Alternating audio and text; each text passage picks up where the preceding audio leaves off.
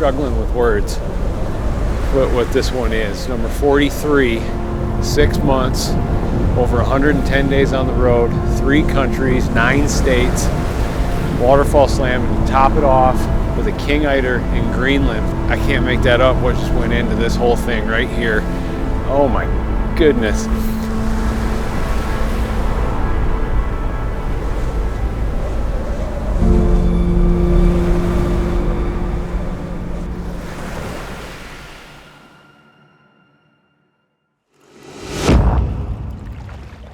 Ducks were never really my thing growing up. We've had bird dogs all my life. But growing up in Michigan, my focus was mainly deer. Waterfowl was just kind of Dad's way of keeping me outdoors. As I matured as a hunter and outdoorsman, I've learned a new respect and appreciation for waterfowl hunting. The birds themselves, the places you find them, the people that chase them, there's really nothing that can compare to it.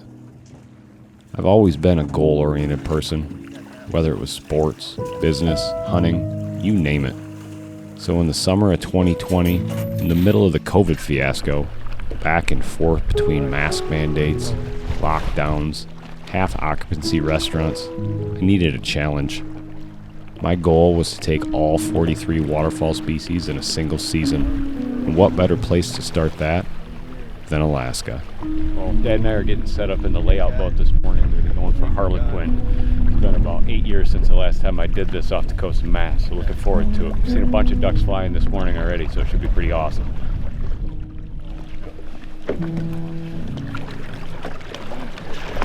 It's cruise time, so if Earl wants to get on the board, have at him.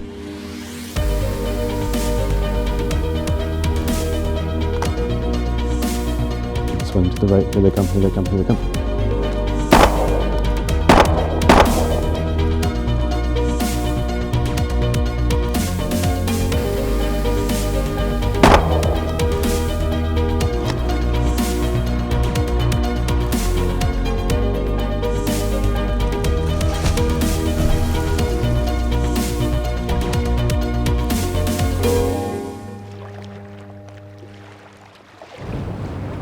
One of the cool things about Alaska is that there is no norm.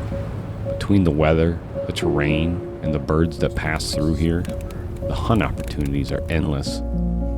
Over the course of the next 6 days, I experienced as many of them as I could.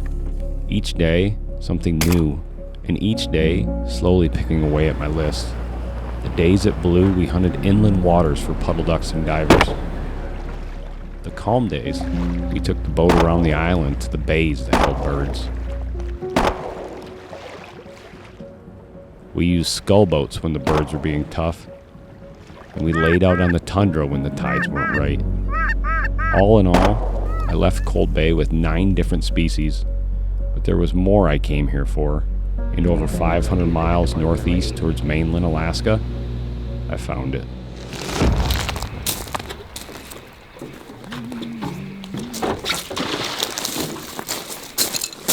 Between the snow-covered peaks and the float plains, it's hard not to let my mind wander to what's on the mountains around me. But I'm here for a different reason. The BARROW'S GOLDENEYE. They have a small range to begin with, and winter mostly along rocky marine coastlines, and Kodiak Island fits that description perfectly. While this is my primary reason for being here, the sea duck hunting on Kodiak is second to none, and I won't pass any opportunity to check eiders and scoters off my list.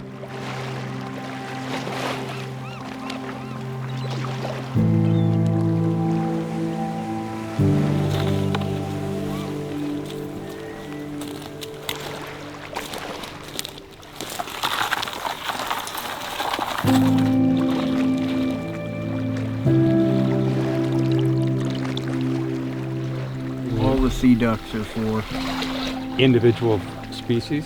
Yep. Every species you get 4, maximum of 20. Okay.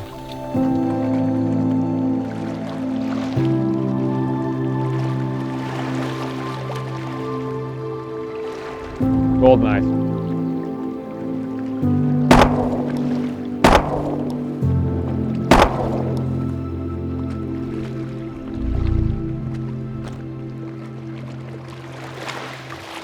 Well, this morning we got what we came for, a Barrow's GOLDENEYE. Very limited range on where they're at, so we specifically targeted Kodiak Island because they have just a high population. So that bird this morning made the trip here. With the Barrow's GOLDENEYE checked off the list, I feel a weight lifted. That's the bird we came here for, and anything else is a bonus. Scoter's coming from the left.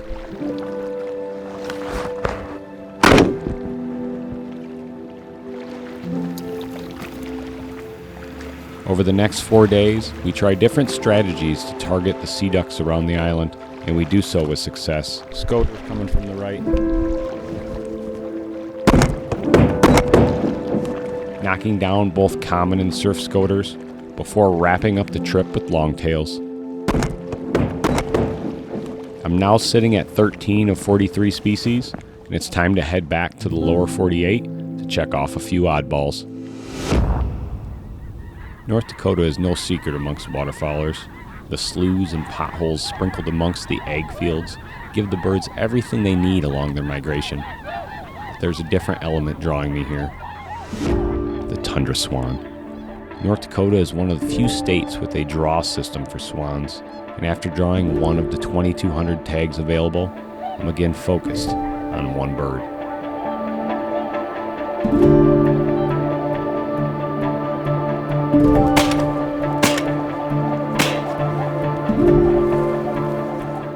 The game plan worked out this morning. About 15 minutes after shooting, a group of 4 took off, and one of those 4 did a big circle and just came right over the top of us, put a good shot at him. He's laying down right over here. Plan worked out perfect. Awesome morning in North Dakota, giant tundra swan down. Much like Kodiak, I was fortunate to connect on my target bird and still have a few days to chip away at some of the others. With the temp staying well above average each day, we didn't see the impressive number of birds one would expect, but the ones we did find were the right species. Gadwall. Kill one.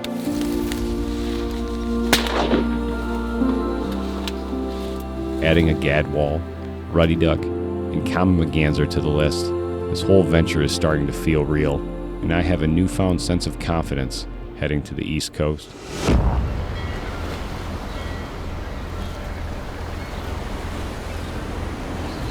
As far north as I've been sea duck hunting, first time ever setting up on a rock island like this, which is pretty cool, at least the setup so far. The way Lance describes it, these eiders and old squaw and stuff are just going to kind of scoot the shoreline here. We're really about, not even a quarter mile from mainland here. So I'm pretty excited to see when the sun starts going up here what these ducks are going to do.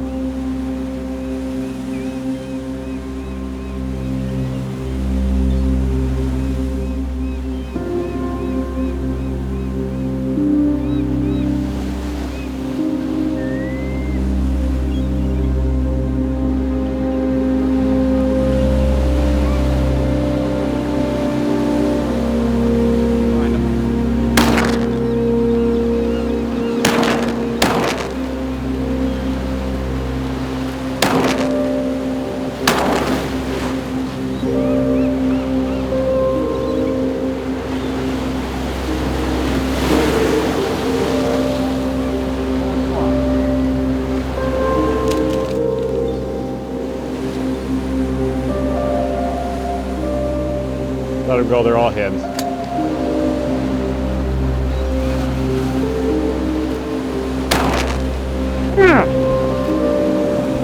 That was a white wing. Of all the places I've hunted sea ducks, Maine will forever have a special place in my heart. I got the common eider and the white-winged scoter that I came for, but to do it all on an island in the Atlantic with my dad by my side, that's just something special. And to top it all off, I picked up a bonus black duck before leaving. I'm over 45 days into this journey, and while each checkmark comes with a sigh of relief, it also comes with a sense of pressure, as I'm that much closer to reaching my goal. I'm almost halfway through the list, and I've got a 3-week grind staring me in the face, and just one missed opportunity cost me the slam. Oklahoma consisted of laying on my back in freezing temps for sandhill cranes, before eventually connecting with the Lesser Canada and a Rossie. From there, it was on to Lake Seminole, Georgia, the epicenter for canvasbacks. Hours of standing in waist-deep water paid off for the bull canvasback, quite possibly the toughest one to this point. Got your ball! With Georgia wrapped up, Florida's next on the list, and we grinded it out, coming away with a wood duck, mottled duck, and a black-bellied whistling duck, leaving me with 17 species remaining and just over 2 months to go. With cold weather pushing down from the north, it was time to head back up the coast to Rhode Island, where layout boats did the trick. The first morning made quick work of Atlantic Brant, while the second morning was a mixed bag, topped off with a greater and lesser scop. You did it. Congratulations. Awesome, thank you, sir. With the seasons wrapping up on the East Coast, it was time to switch gears and head to the duck capital of the world. I think for most waterfowlers, an Arkansas flooded timber hunt would be considered the epitome of duck hunting. At least it is for me. The mud motors, big wooden palaces tucked back into the timber, and mallards dropping from the heavens. I've waited my whole life for this hunt, and regardless of the species I have left, this venture wouldn't be complete without it.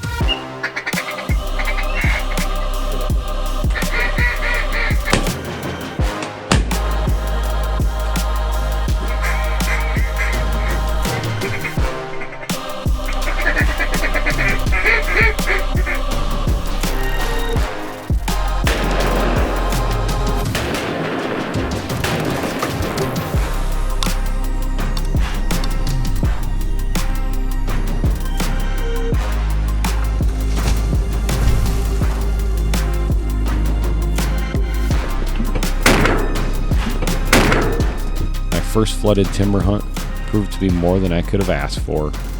Hunting out of a blind that had more stories than that one hunting buddy, I soaked it all up.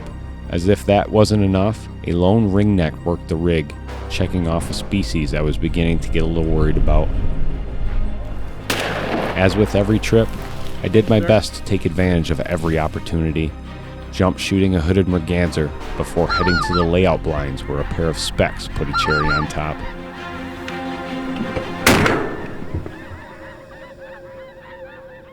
But there was more to Arkansas that I needed to experience.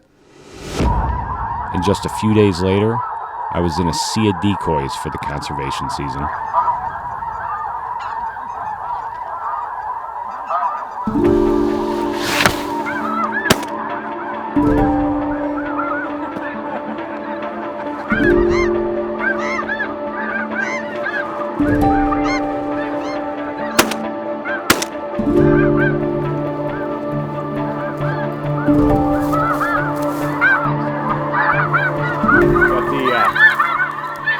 Snow goose down here. It's been a long morning. Finally had one that played the game.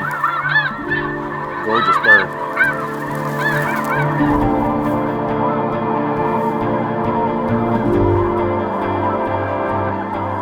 Able to get a snow goose and a Ross out of the deal. So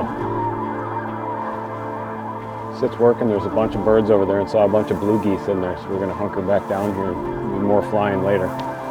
No blues worked the rig the rest of the day, but an afternoon of scouting turned up a field for the following morning that looked promising.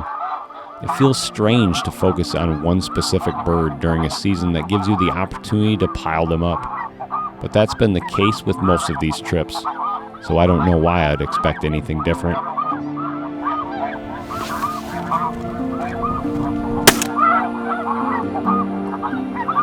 Arkansas lived up to my expectations, but the conservation season marks the end of duck hunting here in the States, and with 7 species remaining, it's time to follow the birds south.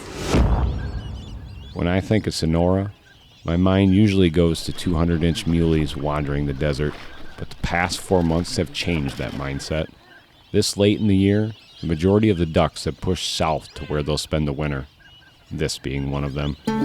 We've been scouting that blind for the last 3 days, and they all work here, get low here, and then go there. Okay. So we're gonna hunt here first, And then maybe about. and maybe, which I don't think it's gonna be necessary. I think we're gonna get them here. Okay.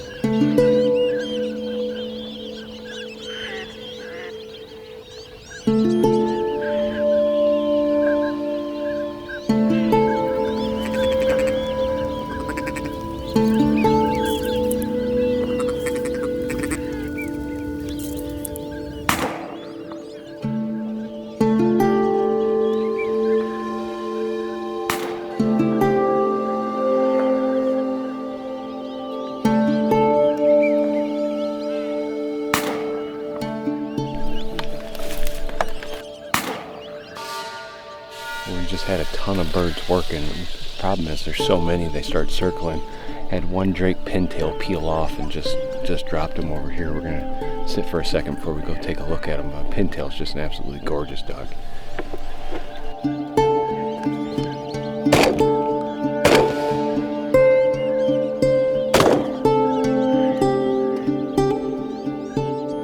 Oh, it's gorgeous.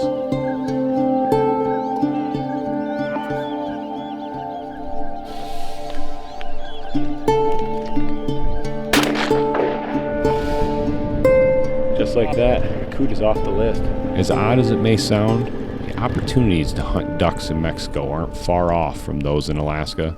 The vast landscapes and diversity of species making for a waterfowler's paradise. Checking 4 more off the list in Sonora, the cinnamon teal is now the one that is eluding me. They're one of the least abundant dabbling ducks in North America, having a breeding population estimated at just 380,000 birds.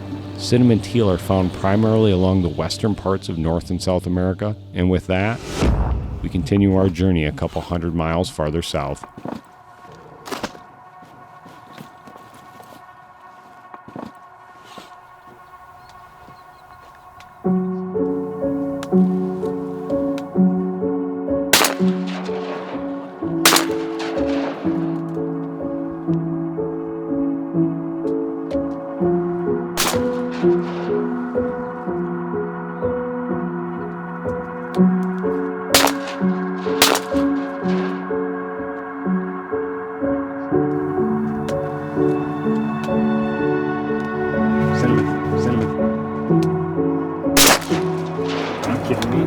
Just had a group of teal come in, and that was the cinnamon we were looking for all day right there. Gorgeous drake. I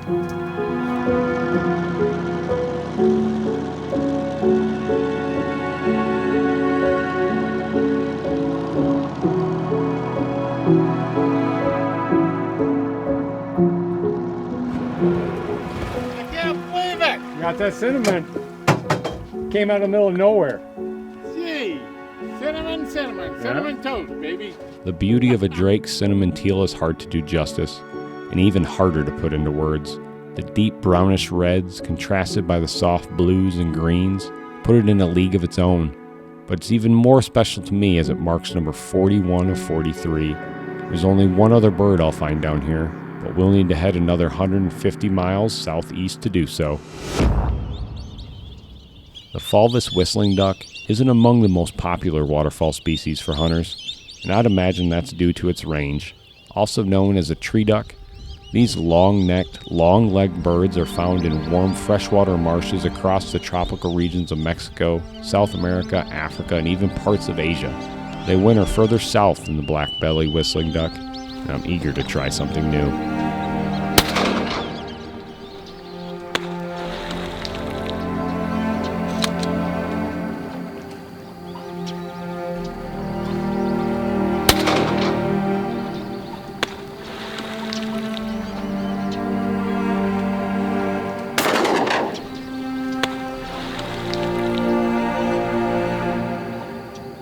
This is what we popped farther south for. Fulvous whistling ducks right here. You can tell from the blue bills and blue feet. It's number 42 out of 43. It's been a heck of a journey so far, and it's getting close to the end now. My time here in Mexico has been nothing short of spectacular. The people, the birds, the marshes they call home for winter. It's been one of the most memorable trips on this journey, but it's hard to reminisce just yet, as I'm only one short of achieving my goal of 43. It seems rather fitting that the king is the last bird to chase, and with St. Paul not allowing any non-residents on the island, Greenland is my only hope. Standing here in the harbor, it's hard to convey the emotions I'm battling inside. I'm one shot away from achieving my goal of a single-season waterfowl slam, but in the same breath, that's where the sick feeling in my stomach is stemming from. We went down in the bay on the other side over here. Freaking gorgeous. All these colored boats right up to this big rock cliff with the buildings. God, I'm excited. Whew. As much as I yearn to hold the king in my hand, I don't know if I'm ready for this journey to end. Months of paperwork and phone calls got us here. The first Americans into Greenland since the start of the pandemic. After 4 COVID tests, a 5-day quarantine, and countless flights, we're finally headed out to find a king.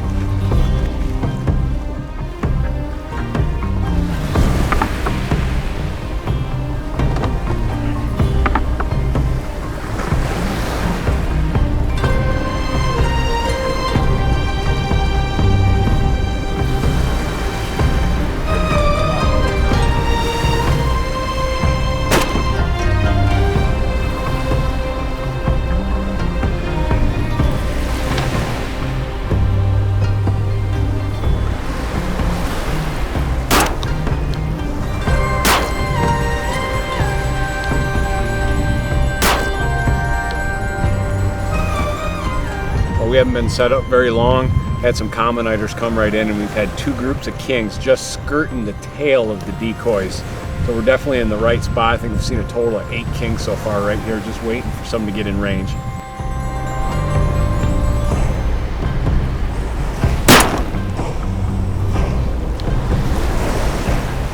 King out front. King out front.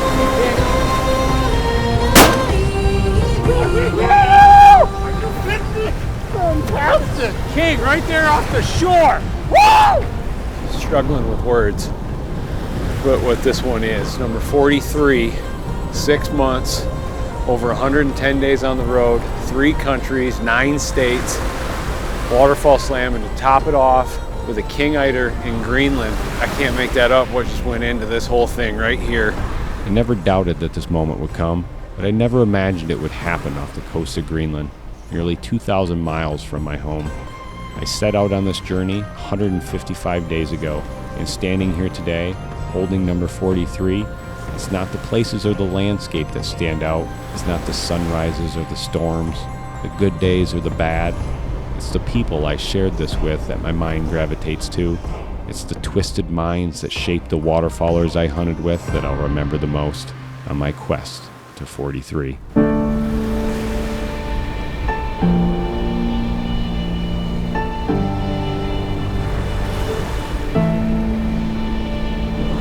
Far in the distance, there's a promise. It seems far in the distance.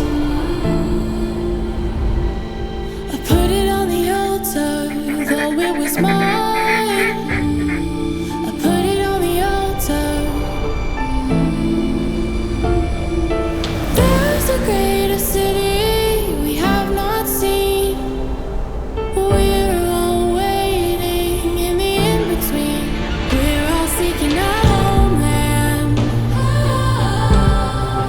We're all seeking our homeland. We're all seeking our homeland.